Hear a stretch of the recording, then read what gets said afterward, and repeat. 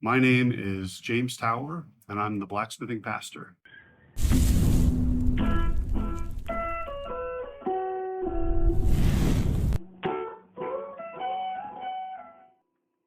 This is been my primary anvil for a long time. It's a 125-pound Peter Wright, and I've had it set up with this stump for a long time, and I like this stump a lot. It's great. But one of the weird things about it is this hardy hole is just crooked. It was drifted crooked from the beginning. Kicks in this way quite a bit. And so a lot of my tools are crooked. This anvil here, this is a Omaha BIC hay button, and it's a good, I want to say 163 pounds. And I built this stand for it, and it was, the wood was poplar and it's crumbling, just leaves a lot to be desired. But this anvil has a very straight hardy hole.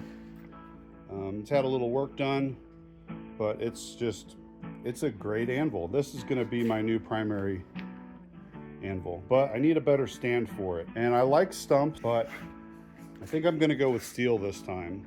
And so what I've got here, this is going to be the base. This is the transmission plate out of a semi truck. It's got this weird lip thing that comes up around it, and it's got the bottom of it's kind of like a bottom of a wine bottle. It's got all the edge that you want on the outside edge. I have this video camera here that will look down the anvil. The camera's looking down the anvil, and I use the horn or the heel really hard. This stand will spin. It's kind of annoying for the video. I just like the anvil to stay put, but I also don't really have a good way of bolting it down to the floor or anything like that. So what I'm gonna do is build a steel stand, and that thing, I wanna say that's at least probably 80 pounds. This isn't the actual pipe that I'm gonna use here. So I went and raided the local steel supplier's circle offcut collection. Found this piece of flat, like 3/8 plate. That will blank off those holes for me. And then I'm going to put a piece of pipe. This is not the piece of pipe. This is only like 3/16 wall pipe. The pipe that I have is like 1/2 inch. So it'll go in there like that. Get welded here along the bottom. And I've got these brackets that I've made that are a piece of I-beam. Pieces left over from the treadle hammer. But I'm gonna put those at the 120-degree increments here. Something like that. So that will give a little extra support from this rocking around. And again, this is a lot lighter. The pipe that I have is 1/2 inch pipe, and the flange on the top of it is just, it's thick. It's like an inch, easily an inch thick. So that'll get welded, then those will get dropped in there. The pipe will be filled with sand. And then I have this plate. So these marks are pretty confusing, but this is this guy here on the anvil. It's got that hourglass kind of shape. So the anvil shape here is the square. This circle is where the flange plate underneath it will get welded on. And then I'm gonna have tapped and threaded bolts here. I'll talk more about that in a minute. These are 3.5 inch hammer holders that'll be cut with a torch. These little holes here, Lord willing, I'll probably drill them, but those will be tong holders. This has a 1 inch hardy hole. And so we'll cut these to receive 3 1 inch hardy holes on either side underneath the horn and the heel of the anvil. And these holes here will be drilled and tapped. And I'll have a bar that will go across the anvil here and hang over to bolt it down to stop it from moving. And then to that bar, so here's my little punch organizer deal. It's got a little welded angle on the bottom that lets the scale fall out, and it doesn't hold it super tight, but it's nice to be able to have your punch not fall off there. So these 4 things here and this little angle plate. Well, when I do that bar across here that bridges over over the corners of the anvil, and I drill and tap that hole. I'm going to bolt. So the bar, imagine this is the bar. It's going to go over the top here of the anvil, and then welded to that will be a series of these punch holders on both sides of the anvil. And this is a good 1/2-inch plate circle, but that outer edge is just going to be for the holding tools. That's all that is. And the whole thing's going to have at least 1.5 inches steel. And then I'm going to fill it with sand through that hole right there. I don't know if I'm going to make a little plug or something, probably. The anvil's going to block the sand, so that's not a huge deal. And then you know, having this area down here where there's that cup, kind of, I can throw all manner of hardy tools and stuff down there. You know, it'll store hardy tools that I'm using up here really easily.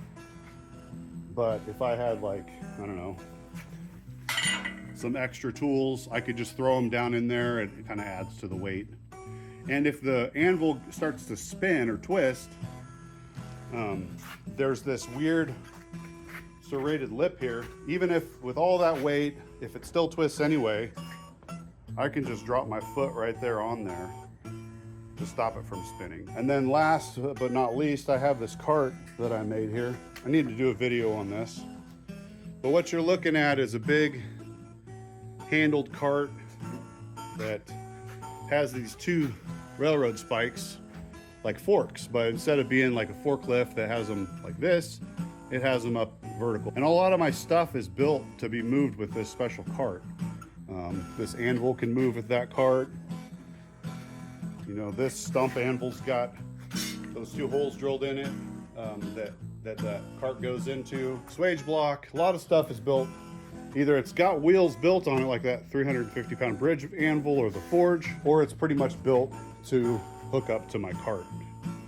Even that treadle hammer can hook up to that cart and be moved. So what I'm going to do before I fill it with sand is I'm going to cut a couple pieces of square tubing that will receive those.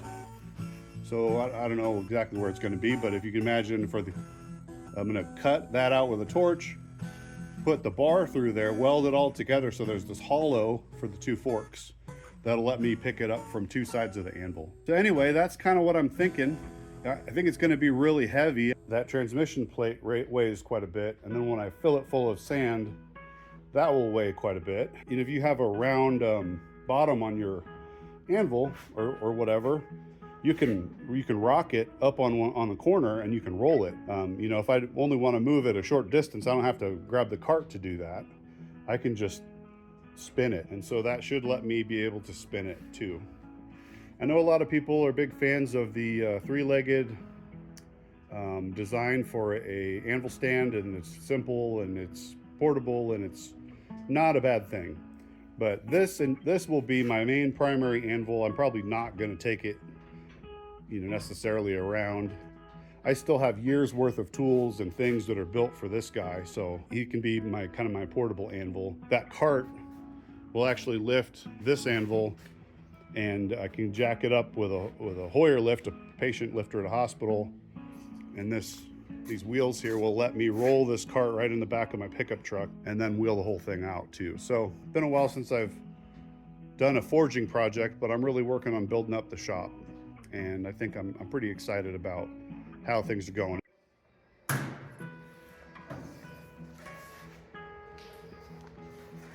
All right, so I'm getting the pieces cleaned up.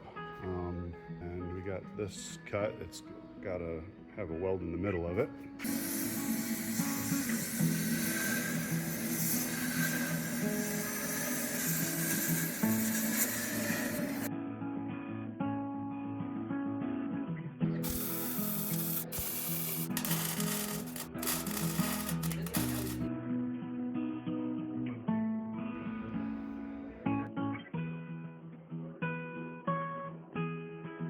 It's gonna take both bags. Yeah.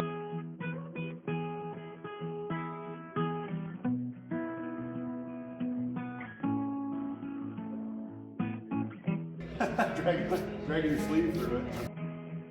Fine.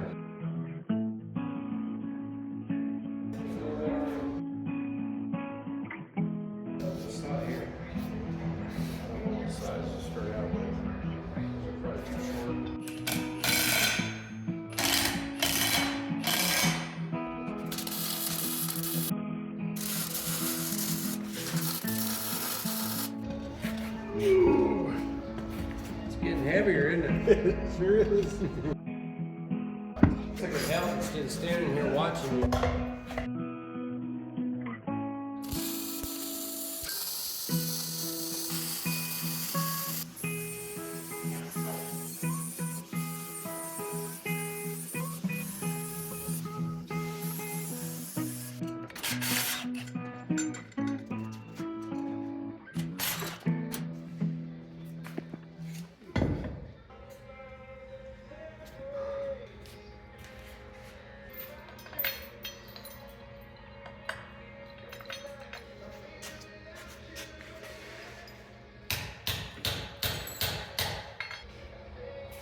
Get it?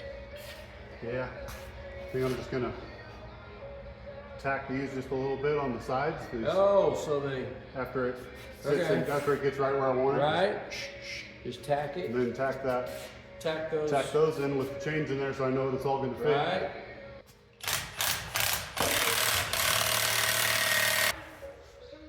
Yep. Tight a little.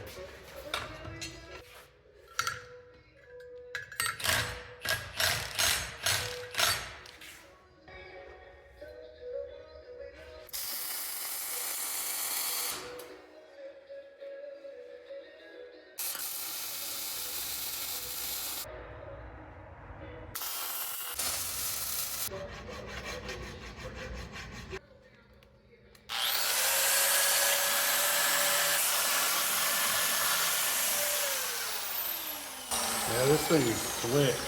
Oh yeah, it cleans it up pretty good, doesn't it? They're smooth almost.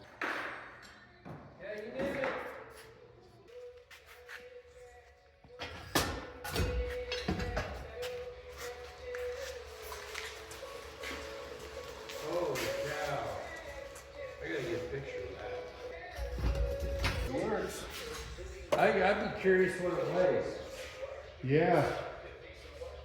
You could Too bad to cover the whole bathroom scale. take it down, load it on the pickup. When we haul it down, we could go by the elevator and weigh it. We could weigh on the scale down there, the grain scale. Nice.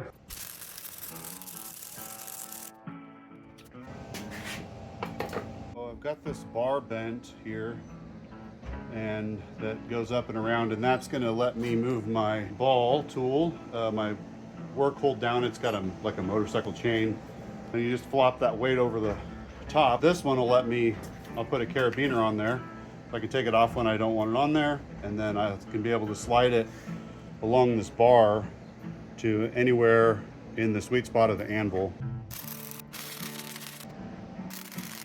But you can tell from just how it's sitting there, it's not sitting straight, and it's not sitting straight because this is round, so it's wanting to pull, the weight of it is wanting to pull it around. I made this piece here to fix that. It's going to get welded on there like that. So I just bent up this bracket out of some sheet metal. Not the best choice, but it'll hold that slide rule well enough.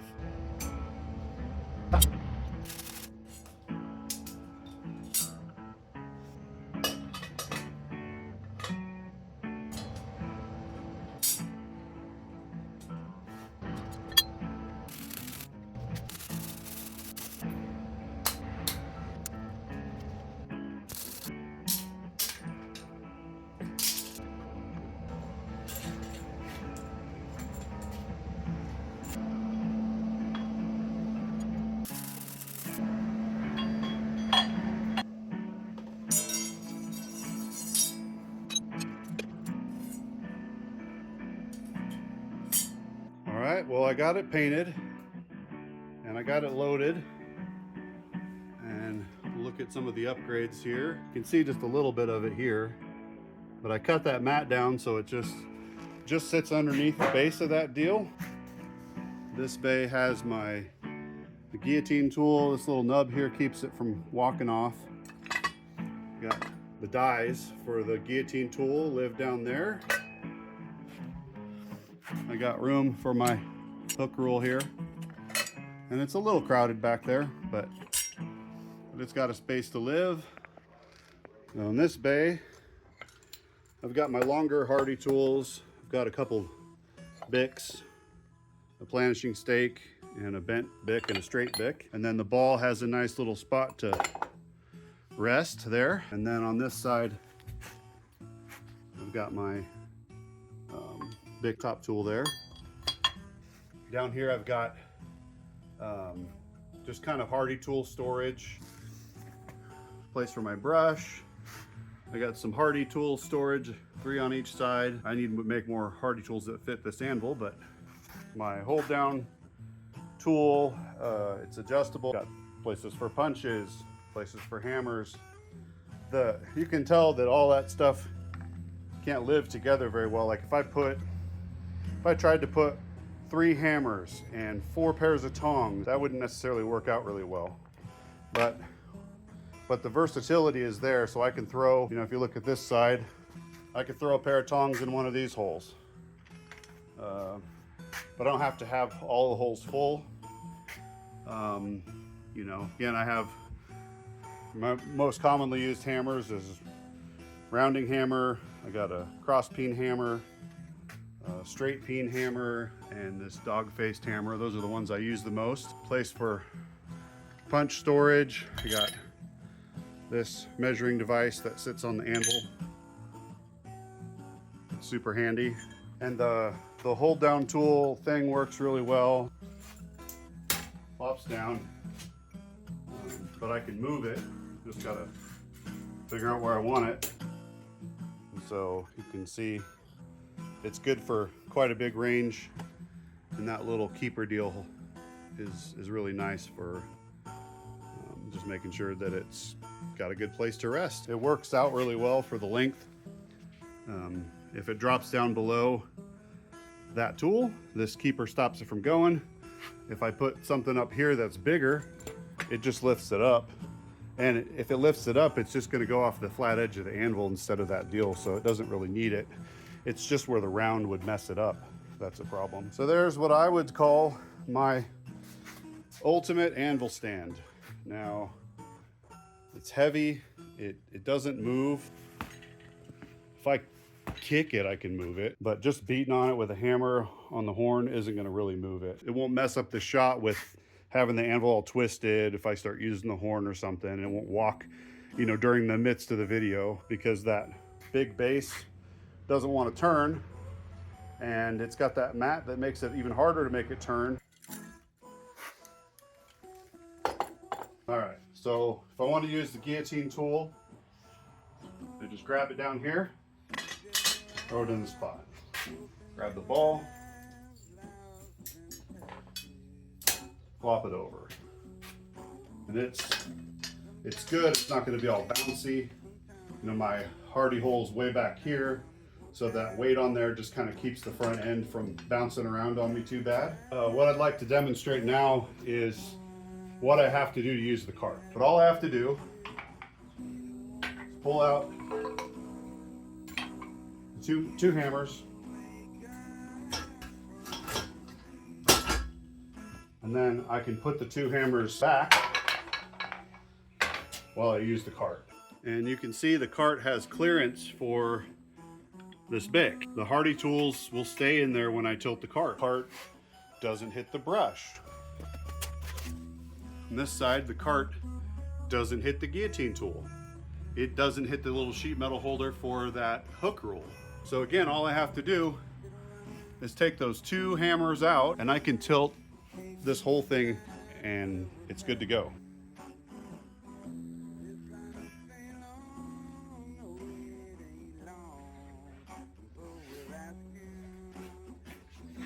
Hey, if you enjoyed this video, there are many ways that you can support this video adventure that I believe is God is really moving through.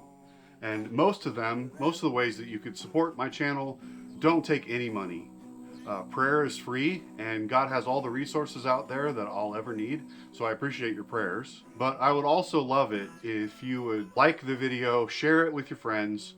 If you could take a second to subscribe or comment, that would be a huge blessing. It would help me get a lot more attention. I'm getting pretty serious about making videos. I hope people out there like you want to see these videos and want them to get out and have a bigger impact. So thank you for your support.